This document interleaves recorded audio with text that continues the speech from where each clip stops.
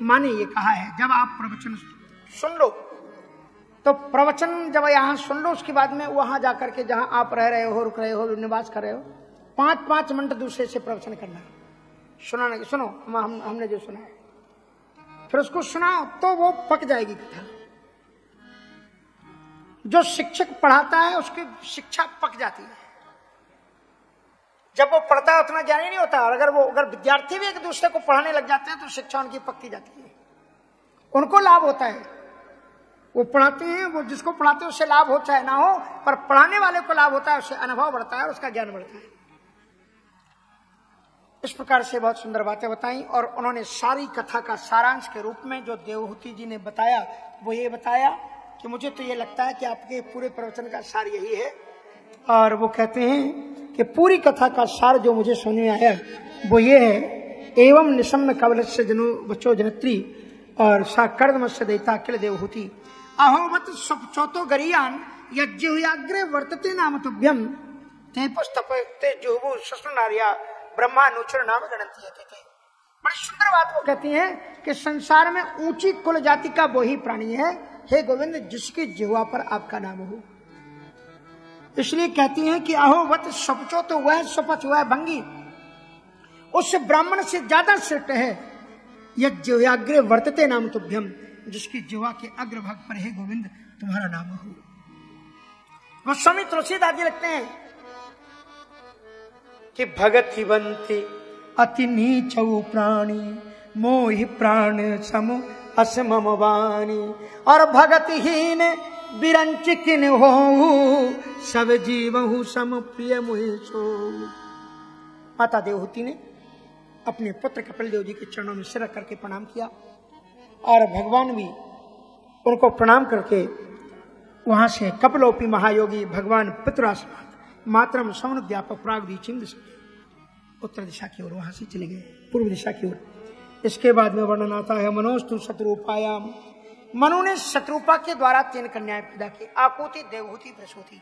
देवहूति का विस्तार से आपने वर्णन सुना।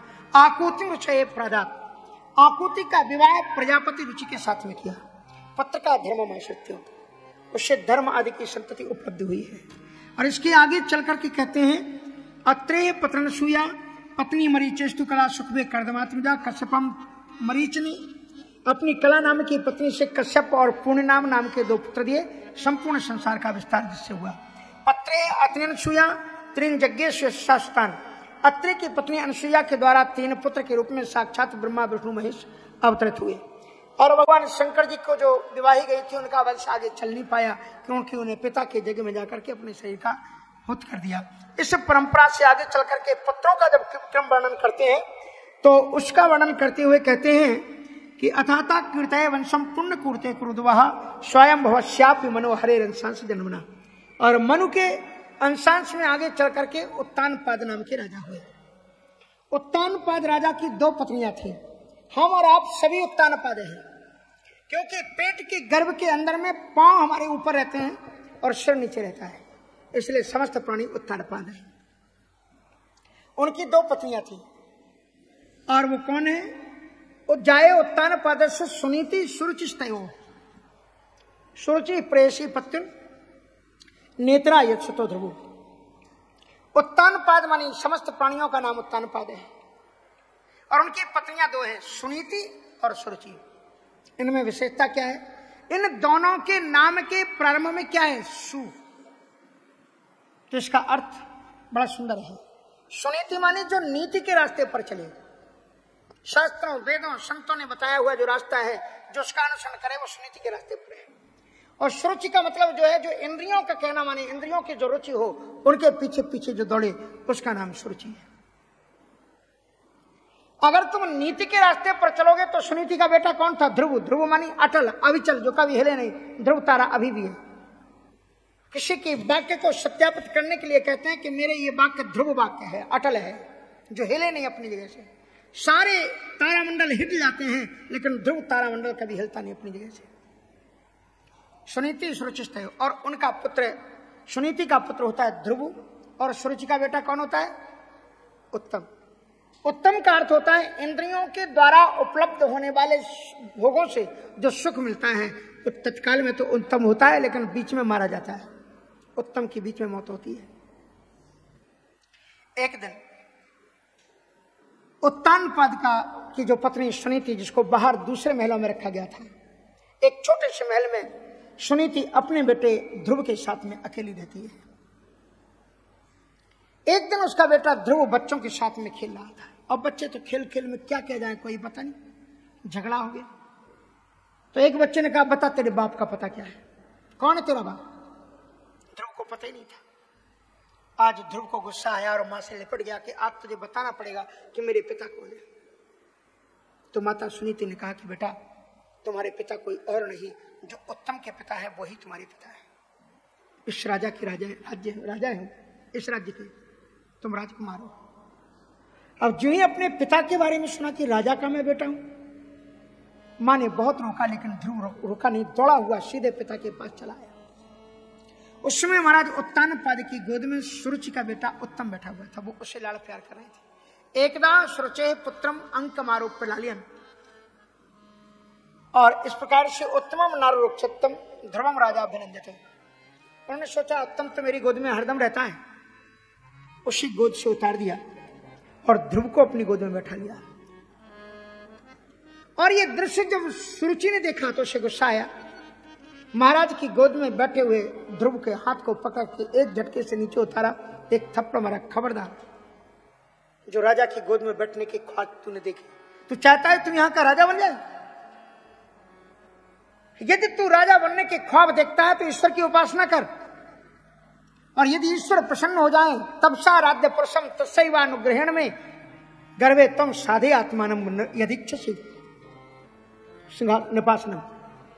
अगर तुम ये निपासन चाहते हो, सिंहासन चाहते हो, तो ईश्वर की आराधना करो। ईश्वर जब प्रसन्न हो जाए तो राज्य मत मांगना, राज्य तो तुम्हें ईश्वर भी नहीं दे सकता। ईश्वर जब प्रसन्न हो तो उनसे यह कहना कि अगला जन्म तेरा मेरी कोख से हो। गर्वे तुम साधे आत्मा ने यदि इच्छा निपासन। ध्रुव को बहुत बुरा लगा। अच्छे कुल के बच्चे सब कुछ बर्दाश्त कर सकते हैं, लेकिन अपनी मां का अपमान कभी बर्दाश्त नहीं कर सकते। ध्रुव रोता चीखता तड़पता हुआ अपनी मां की अंक में आके लिपट गया और मां से उसने सारी घटना सुनाई। कहा कि मां, वो मुझे मार देती कोई बात नहीं थी, मुझे वो कुछ भी कह देती कोई बात नहीं थी, लेकिन मेरे सामने उसने तुम्हारा अपमान किया, वो मैं बर्दाश्त नहीं कर सकता। पर मां ने कहा कि बेटा तुम्हारी वो भी मां है और उसने गलत नहीं कहा। इसलिए उसने कहा कि सत्यम श्रुत्याभिहितम भवान में यद दुर्विगाया उदरे गृहीत। ठीक ही कहा है, तुमने मुझ जैसी दुर्भाग्यशालिनी मां की कोख से जन्म लिया है। पर तुम्हारी मां ने कितना अच्छा कहा, यह कहो सुत वेद चहूं श्री रघुवीर चरण चिंतन तज नाहिन सुख कतहूं। जो तुम्हारी मां ने कहा है, चारों वेदों का यही उपदेश है कि भगवान के चरणों को छोड़ करके दुनिया में कहीं भी सुख नहीं है। बेटा जाओ भजन करो, लेकिन भजन करो तो राजा का सिंहासन मत मांगना, मांगना तो फिर भगवान के चरणों की भक्ति मांगना। ध्रुव जी 5 वर्ष की अवस्था में अपने मां की परिक्रमा करके चल दिए। नारद जी जैसा ऋषि कोई नहीं है। नारद का मतलब ये नारद जाति सा नारदा, जो निरंतर ज्ञान को बांटते रहते हैं, उसी का नाम नारद है। उन्होंने 5 वर्ष के ध्रुव को वन की ओर जाते हुए देखा। रास्ते में खड़े हो गए, बेटा कहां जा रहे हैं? ध्रुव ने रोते कहा, मैं भगवान की उपासना करने जा रहा हूँ। उपासना? तेरी उम्र तूने देखी? तो बेटा तू भी 5 वर्ष का है। ध्रुव ने सारी घटना सुनाई कि मेरा कैसे कैसे अपमान हुआ और मैं बर्दाश्त नहीं कर सकता। तो नारद ने कहा कि नाधुनाप्यवमानं वा सम्मानं वापि पुत्रिकः लक्षयामः कुमारस्य शक्तस्य कीर्तनादिषु। बेटा तुम अभी 5 वर्ष के बालक हो, अभी तुम्हारा क्या मान क्या सम्मान। जाओ अभी घर जाओ। और जानते हो तुम्हारे पिता मेरे चेला हैं, मैंने दीक्षा दी उनको, मैं उनको कह दूंगा जाकर के, तो वो तुम्हें आधा राज्य तुम्हें देंगे और आधा राज्य वो तुम्हारे भाई उत्तम को देंगे। बोले नहीं मैं नहीं जाऊंगा। अच्छा नहीं जाएगा? बोले हाँ। तो बोले मैं तुझे वचन देता हूं कि यदि मैं डांट करके तुम्हारे पिता को कह दूं तो वो तुम्हें ही राजा बनाएंगे, उत्तम राजा नहीं है, तुम राजा बनोगे, लौट चलो। ध्रुव ने कहा अब तो मैं बिल्कुल नहीं जा सकता। बोले क्यों? कहा इसलिए क्योंकि अभी मैंने भजन शुरू भी नहीं किया और पूरा राज्य मिल रहा है। और अगर कहीं मैंने भजन भगवान का भजन शुरू कर दिया फिर तो मुझे क्या मिलेगा, फिर पूछना क्या, इसलिए अब तो मैं इसको छोड़ नहीं सकता। और जब सच्चा भक्त जाना ध्रुव को तो नारद जी ने तत्काल कान फूंक दिए, कहा बेटा मंत्र सुनो, ओम नमो भगवते, सभी लोग बोलिए 3 बार, ओम नमो भगवते वासुदेवाय, ओम नमो भगवते बोलिए वासुदेवाय, ओम नमो भगवते वासुदेवाय, ओम नमो भगवते वासुदेवाय, ओम नमो भगवते वासुदेवाय, ओम नमो भगवते वासुदेवाय। मंत्र दिया, अंगन्यास करन्यास बताया और ध्यान की विधि बताई। ध्रुव जी ने, क्योंकि गुरु बिन भव निधि तरये न कोई, गुरु बिन भव निधि तरये न कोई, जो बिरंच संकर सम होय, जो बिरंच संकर सम होय, गुरु बिन भव निधि तरये न कोई, गुरु बिन भव निधि जो बिरंच संकर सम होय,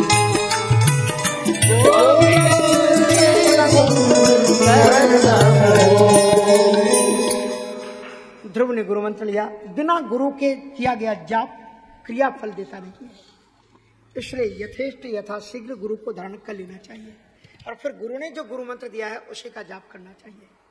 अगर आप त्रुटि पूर्वक भी जपोगे तो भी फल मिलेगा।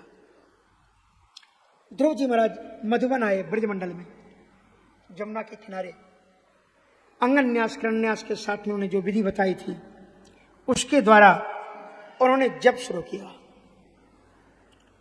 और उसके द्वारा वो क्या करते हैं, सर्वतो मन आकृष्य हृदय भूतेन्द्रियाशयम। जो जगह जगह तुम्हारा आसक्ति में मन अटका हुआ है तो वो भजन नहीं होगा, इसलिए कर का मन का डार दे और मन का फेर, मन का मणि फेरो, कर का मन का डार दे, मन का फेर। ये तुलसी की माला फिर फेरनी चाहिए कि नहीं? तुलसी की माला फेरने से ये होता है कि तुलसी आपको पवित्र बनाती रहती है और उसके स्पर्शन मात्र से अंतर मन में एक शुद्ध चेतना जागृत होती है, जिससे तुम भगवान का ध्यान जल्दी कर सकते हो। अगर तुलसी की माला फेरते हो तो बिना तुलसी की माला फेरे हुए जो आप मंत्र जाप करते हो फलप्रद तो वो भी है, पर वो जो स्पर्शन्यास है, जो अत्यंत शीघ्र ध्यान की विधि है, वो अब चेतन मन में नहीं आएगी। इसलिए माला का स्पर्श, गले में भी माला दी जाती है। प्राचीन काल की परंपरा थी, किसी भी धर्म में किसी में भी हो, कहीं का भी दीक्षले हो, लेकिन अंतिम समय में तुलसी दल और गंगा जल फुलाया जाता है। ध्रुव जी महाराज वहां पर आए और उन्होंने सर्वतो मन आकृष्ट। अब ये नहीं कि मंदिर में आप बैठे हो, सेठानी जी बैठी हुए हैं मोटी छोटी और माला लिए, श्री कृष्णा शरण मम, श्री कृष्ण। बहू वो पेपर जरा सामने ला देना, श्री कृष्णा शरण मम, बहू देखना वो बछड़ा उधर से घुसा है, श्री कृष्णा शरण मम, श्री कृष्णा। अरे वो देखा दूध वाला दूध दे के क्या कर लिया, श्री कृष्ण। यह तो सुमरन है। सर्वतो मन आकृष्य, जहां जहां मन तुम्हारा अड़ा हुआ हो, ठहरा हुआ हो, सब जगह से मन को खींच लो। सर्वतो मन आकृष्य हृदय भूतेन्द्रिया संयम। हृदय के अंदर में जो परमात्मा है, जो इंद्रियों का आशय जो परमात्मा है, वाणी से जिसका वाणी गुणानुकथने श्रवणों कथाया, उसका आप चिंतन करो। ध्यान भगवतो रूपम नाद्राचित किंचना परम। जब उन्हें पूरी तरह से चित्त में मन को बैठा करके भगवान में मन लगाया तो उनके सामने संसार में कुछ भी नहीं रहा, केवल वो थे और उनका ईश्वर था। और ऐसी उपासना ध्रुव ने की, यदि के पादेन सा पार्थिव तस्थौ तदंगुष्ठ निपीड़ता मही। पहले तो फल मूल आदि लिए, फिर एक पांव पर खड़े हुए और अंतिम समय तो यदि के पादेन सा पार्थिव तस्थौ तदंगुष्ठ निपीत, और एक पांव के एक अंगूठे पर बैलेंस किया पूरे शरीर को और भगवान का भजन करते हैं।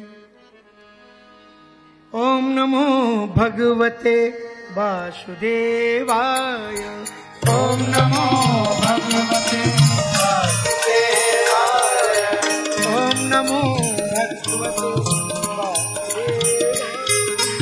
ओम नमो भगवते वासुदेवाय। ओम नमो भगवते वासुदेवाय। ओम नमो भगवते वासुदेवाय। ओम नमो भगवते ओम नमो भगवते वासुदेवाय। और उसके बाद में ध्रुव ने सांस को भी बंद कर दिया। और साधवो हृदय मह्यम साधूनाम हृदय तो हम मदन्यत्ते न जानन्ति ना हम तेभ्यो मनागपि। भगवान अपना दिल भक्त में लगा देते हैं। भगवान ने भी श्वास गति को जब रोका, सारी प्रकृति की सांस रुक गई, पक्षी गिरने लगे, देवता तड़पने लगे। दौड़ते हुए देवता नारायण की शरणागति गए कि भगवान जितने जल्दी ध्रुव हो सके ध्रुव को दर्शन दे दो, नहीं तो प्रकृति चौपट हो जाएगी। भगवान को मंत्र परम लघु जास बस विधि हरि हर स्वर सर्व। मंत्रों के सब अधीन, मंत्राधीन हो देवता। भगवान नारायण को अरुण गरुण पर अरुण होकर के वहां पर आए। कुछ कुछ तो कहते हैं गरुण छोड़े नंगे ही पांव पधारे, तुरंत खुल गए। और गरुण जी महाराज पर वहां पर अरुण होकर के आए। भगवान ने उनको देखा, ध्रुव जी महाराज को अत्यंत तन्मय सर पर हाथ रखा, आंख खोली। ध्रुव प्रार्थना करना चाहते थे पर बेचारा 5.5 वर्ष का बालक क्या प्रार्थना करे। तो शतम देवचिंत मत हरे गात्वा सर्वसच्चा हृदय वस्तुता कृतांजलम ब्रह्म वयन कमुना। स्पर्श अपने हाथ के शंख से स्पर्श करा दिया। एकदम वेद मंत्रों का उच्चारण हुआ। योऽन्तः प्रविश्य मम वाचमिमां प्रसुप्तां संजीवयत् खिल शक्तिधरस्वधाम्ना। अन्यास्य हस्तिचरण श्रवणत्वगादीन् प्राणान् नमो भगवते पुरुषाय तुभ्यम्। या निर्वृतिस्तन्वृतां तव पाद पद्म। इस प्रकार से ध्यानाद भवज्जन कथा श्रवणेन वा स्यात् सा ब्रह्मणि स्वयमेवन्नपि नाथमाभूत् यं तंतुका सुललितात् पतितात् दुमानात्। बड़ी सुंदर योऽन्तः प्रवेश। हे ईश्वर, आप ही मेरे अंतःकरण में प्रविष्ट होकर के समस्त इंद्रियों को क्रियावान करते हैं। योऽन्तः प्रविश्य मम वाचि मम प्रसुप्तम। सुषुप्त वाणी में आप ही वाणी बनकर के क्रियान्वित होते हो। आप ही हाथों की क्रिया हो, आप ही प्राणों की गति हो, आप ही हृदय की धड़कन हो। अन्य सब हस्त चरणान, जितनी भी गतियां हैं सब शिष्य होती। इसलिए अलग स्तोत्रों में कहते हैं शिरसा नमामि बस्सा नमामि, पर यहाँ ध्रुव जी कहते हैं प्राणान नमो, क्योंकि ये परमात्मा की स्तुति है। प्राणान नमो भगवते पुरुषाय। नन्हा सा फूल हूँ मैं, चरणों की धूल हूँ मैं। नन्हा सा फूल हूँ मैं, चरणों की धूल हूँ मैं। आया हूँ मैं तो तेरे द्वार, जी मेरी पूजा करो स्वीकार। पूजा करो स्वीकार। नन्हा सा फूल हूँ मैं, चरणों की धूल हूँ।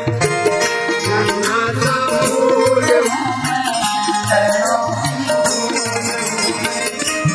आया हूँ मैं तो तेरे द्वार, पूजा करो स्वीकार। प्रभु जी मेरी पूजा करो बड़ी सुंदर प्रार्थना ध्रुव जी ने की है। भगवान ने उनको वरदान दिया है कि तुम्हारी इसी शरीर से तुम्हें एक ध्रुवलोक का वरदान भी दिया है। और कहा जब तुम्हारी मृत्यु होगी तो मौत तुम्हारी नहीं होगी, शरीर नहीं छूटेगा। ततो गंतासि मत्स्थानं सर्वलोक नमस्कृतम् उपरिष्टादृश्य व्यस्तम यतो न वर्तते गता। साक्षात विमान आएगा, उससे परम गति होगी। और एक घटना, ध्रुव उसके बाद में राजा बने। और राजा बनने के बाद में एक दिन उनका जो सुनीति थी, सुनीति का बेटा उत्तम उनका भाई था, उत्तरांचल की तरफ गया। एक यक्ष ने उसे मार दिया। उस पर ध्रुव को क्रोध आया और जितने भी यक्ष थे सभी के ऊपर 10-10 बाणों से उनको विद्ध कर दिया। रक्त की नदियां बहने लगी, हाथ कटे हुए बह रहे थे, कहीं सिर कटा हुआ चला जा रहा। यक्षपति कुबेर ने मनुष्य जाकर के कहा कि महाराज देखो ये आपका पोता क्या कर रहा है, कितना हिंसा फैला रहा है। कुबेर जी आए हैं युद्ध भूमि में और डांटा है महाराज मनु ने। ध्रुव को अलम्बत साति रोशन तमोदारेण पापमना ये न पुण्य जना नेता नवधिष्ठ नायम मार्गो ही साधु नाम। जो भगवान का भक्त हो उसके लिए हिंसा करनी चाहिए। एक बार तुमने भगवान को प्रसन्न कर लिया तो कौन सी बड़ी बात है, कभी भगवान नाराज ना हो ऐसा प्रयत्न करना चाहिए। और उसका एक ही उपाय है तितिक्षा करुणया मैत्र्या चाकल जंतुषु समत्तेन च सर्वात्मा भगवान संप्रचिदति। ध्रुव जी ने बहुत सुंदर राज्य चलाया और चतुर्थ अवस्था में जंगल में गए, ठाकुर जी का भजन किया और अंतिम समय में जब उनका अंतिम काल आया है तब दिव्य विमान ठाकुर जी का आया और उस दिव्य विमान का पूजन करके ध्रुव जी जब उस पर आरूढ़ होने लगे तो मृत्यु आई। मृत्यु ने कहा मेरा सम्मान कीजिए क्योंकि मुझे बिना स्पर्श किए कोई जा नहीं सकता। इसलिए मृत्यु के मस्तक पर पांव रख करके विमान पर चढ़ने के पहले उन्होंने पूछा मेरी माँ को भी बुलाओ, मैं माँ को भी लेकर जाऊंगा, क्योंकि माँ ने अगर ये उपदेश ना दिया होता तो मैं भजन करता नहीं, गति मुझे प्राप्त नहीं होती।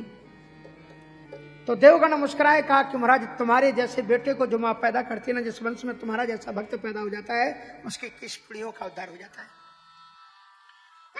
आगे देखो एक विमान दिख रहा है, बोले हाँ, बोले उस विमान में तुम्हारी माँ आगे जा रही है।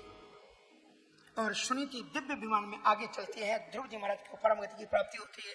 बोलो भक्तवत्सल भगवान की, श्री ध्रुव जी महाराज की, श्रीमद् भागवत महापुराण